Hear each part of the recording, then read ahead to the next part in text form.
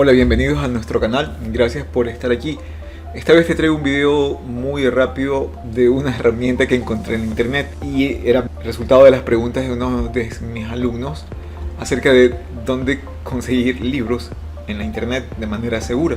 Existen muchos lugares donde puedes conseguir libros, pero muchos tienen malware, así que no suelo recomendar los sitios porque tu máquina se puede contagiar. Pero encontré este sitio llamado pdfdrive.com con una versión en español donde hay más de 76 millones de libros y bueno, y funciona. Te voy a mostrar cómo hacerlo de manera muy rápida. En la parte superior puedes poner el título o el tema o el autor. Voy a poner, por ejemplo, voy a poner contabilidad y te muestra toda una lista de muchos libros sobre la temática.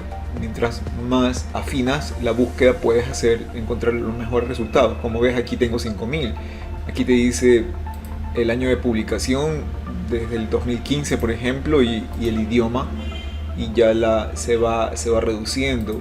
Esto son las cantidades de páginas con las que cuenta el libro. Tú puedes definir hasta cuántas páginas quieres un libro que tenga. Bueno, voy a probar con el primero de aquí. Le voy a hacer un clic sobre el título. Aquí te dice preestrenar o descargar, le haces un clic en descarga y en la parte superior puedes ver que ahora dice ir a PDF y se abre una nueva ventana donde está el libro en PDF y como puedes ver son 387 páginas, o sea que está todo el libro. Lo último es simplemente hacer un clic en descargar, guardarlo en tu computadora y finalmente abrirlo en tu lector PDF y está todo el libro.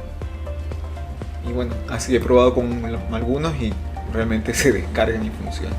No me suele gustar hacer videos promocionando cosas como esta, pero es un buscador y no estamos accediendo a ningún sitio en específico a hacer ningún hack, ningún crack, sino simplemente usando el buscador.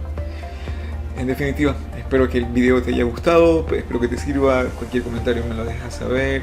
Gracias por visitar el canal y pues que disfrutes los libros. Chao, chao.